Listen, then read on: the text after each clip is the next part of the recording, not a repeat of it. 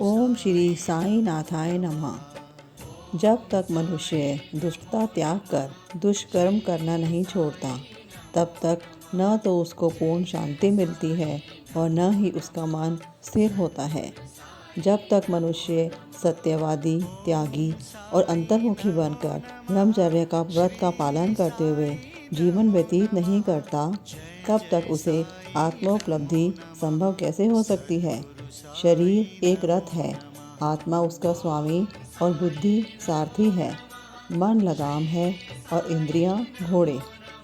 इंद्रिय नियंत्रण ही उसका पथ है। जो अल्प बुद्धि हैं और जिनके मन चंचल हैं, अथवा जिनकी इंद्रियां सारथी के दुष्ट घोड़ों के समान हैं, वे अपने गंतव्य स्थान पर कैसे पहुँचेंगे और जन्म और मृत्यु के चक्र में ही घूमते रहेंगे। परंतु जो विवेकशील हैं, जिन्होंने अपने मन पर नियंत्रण कर लिया है तथा जिनकी इंद्रियां सारथी के उत्तम घोड़ों के समान नियंत्रण में हैं, केवल वही अपने गंतव्य स्थान पर पहुंच पाते हैं, अर्थात उन्हें परम पद की प्राप्ति हो जाती है और उनका कदापि पुनर्जन्म नहीं होता। जो व्यक्ति अपनी बुद्धि द्वारा मन को वश में कर लेता है, वह अंत में अपना लक्ष्य प्राप्त कर उस सर्वशक्तिमान भगवान के विष्णु लोक में पहुंच जाता है।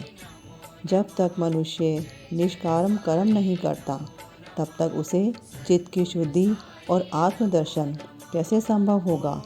विशुद्ध मन में ही विवेक और वैराग्य उत्पन्न होते हैं, जिससे आत्मदर्शन के पथ में प्रगति हो जाती है।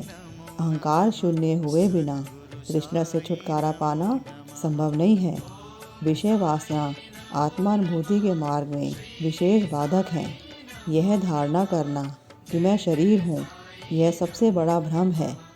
यदि तुम्हें अपने जीवन के ध्येय को प्राप्त करने की अभिलाषा है, तो इस धारणा और आसक्ति का सर्वथा त्याग कर दो।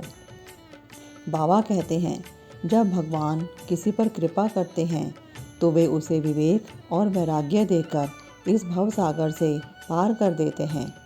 यह आत्मानुभूति न तो नाना प्रकार की विद्याओं और बुद्धि द्वारा हो सकती हैं और न शुष्क वेदों के अध्ययन द्वारा। इसके लिए जिस किसी को यह आत्मा वरण करती है, उसी को प्राप्त होती है और इसी के सम्मुख अपना स्वरूप प्रकट करती है। ओम श्री साई नाथाय नमः। बाबा सबकी भली करें।